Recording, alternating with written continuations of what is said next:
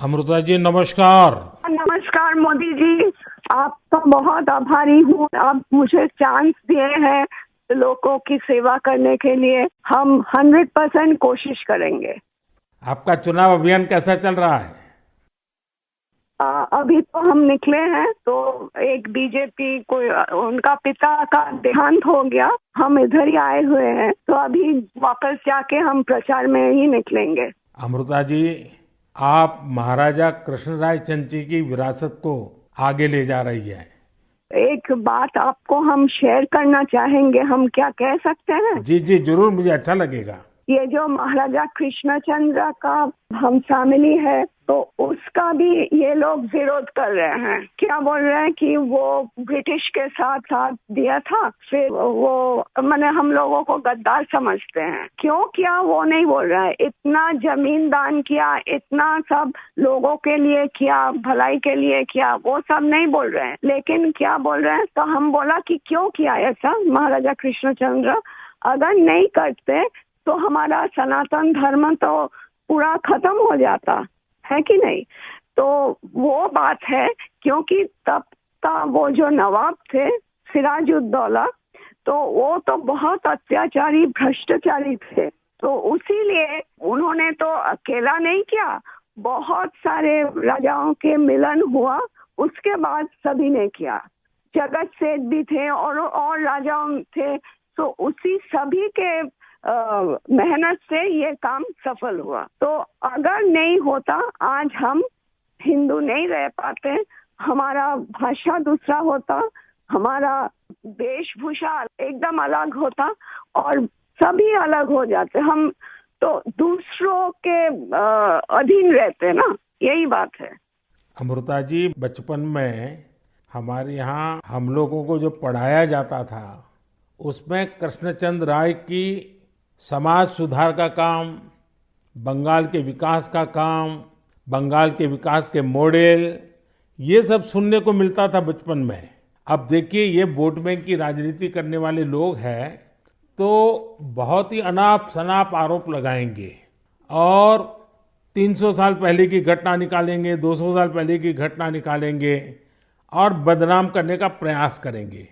वे खुद अपने जो वर्तमान पाप है उसको छिपाने के लिए वो ऐसी चीजें ढूंढते रहते हैं। लेकिन जब भगवान राम की बात आती है, तो वो कहते हैं कि सबूत कहाँ है, इतनी पुरानी बात क्यों निकालते हो। लेकिन जब कृष्णचंद्र राय की बात आती है तो वो तुरंत निकालते हैं। तो इस प्रकार से उनके दोगलापन होता है और आपको इसका बिल्कुल मन में प्रेशर नहीं लेना चाहिए। आपने तो बंगाल का उज्जवल भविष्य और आपका स्वयं का जीवन भी लोगों के लिए रहा है। हाँ जी। और आपके सामने बंगाल की विरासत को बचाने की भी चुनौती है। और आप इसे कैसे देख रही हैं? आप? हम पॉजिटिवली देख रहे हैं।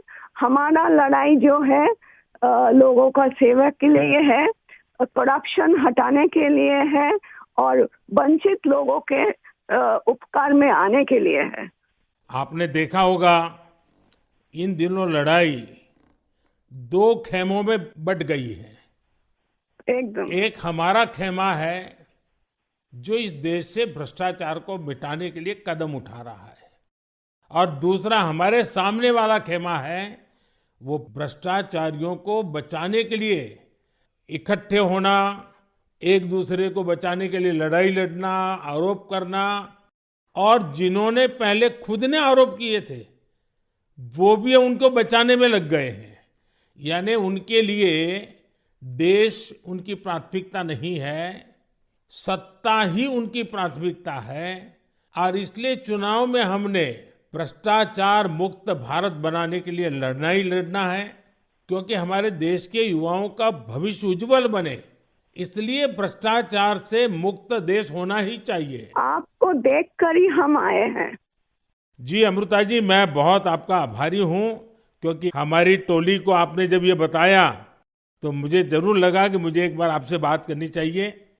अमृता जी, बंगाल के अन्य इलाकों की तरह हाँ जी, कृष्णा नगर में भी बीजेपी को बहुत उम्मीद के नजर से देखा जाता है। अब आप वहां लोगों से मिल रही हैं आपको भी लोगों का उत्साह उमंग फील होता होगा।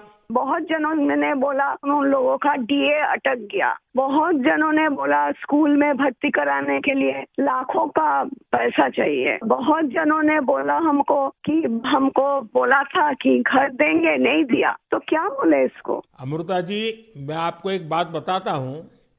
हाँ जी। मैं एक लीगल एडवाइस ले रहा हूँ।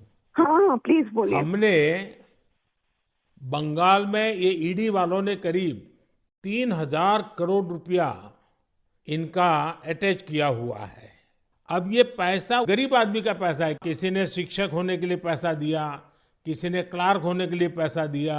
वो सभी लोग जानते हैं। वो एकदम फेडअप हो गया, एकदम हाल छोड़ दिया। हम जो देख रहे हैं टीएमसी के ऊपर बहुत लोग नाराज है क्योंकि ये सब बहुत अत्याचार हो रहा है। तो मैं जो लीगल एडवाइस ले रहा हूँ, तो मेरी इच्छा ये है, अगर मुझे लीगल एडवाइस मिलेगी तो नई सरकार बनते ही जो भी कानूनी प्रावधान करना पड़ेगा, कुछ नियम बनाने पड़ेंगे, तो मैं ये जो 3,000 करोड़ रुपया है, जो गरीब लोगों का पैसा है और जिसने इस प्रकार का पैसा रिश्वत में दिया है, उन सबको मैं वापस पैसा करना चाहता हूं।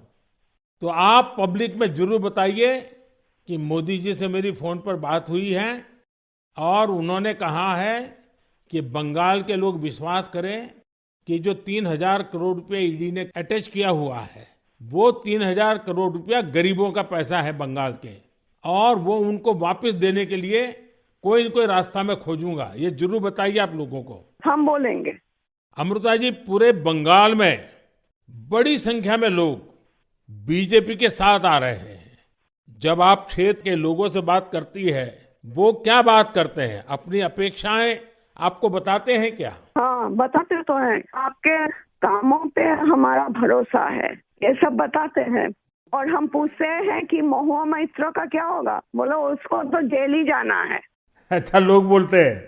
हाँ जी। अच्छा, ये मोदी की गारंटी को लेकर आपके लोकसभा के क्षेत्र में लोगों तक बात पहुंची है? हाँ हाँ, हम तो बोले हैं। तो बोला मोदी जी की तरह हमारा भी गारंटी है, हम जरूर कोशिश करेंगे आपका सेवा में आने का। अमृता जी, मुझे बहुत अच्छा लगा आपसे बात कर करके, और मुझे विश्वास है कि आप विजयी होकर के आपके परिवार की जो बंगाल की सेवा करने की परंपरा रही है, उस परंपरा को आप आगे बढ़ाएगी। आपने चांस दिया है, इसलिए हम आभारी हैं। आपने ये चांस मुझे सौंपा है।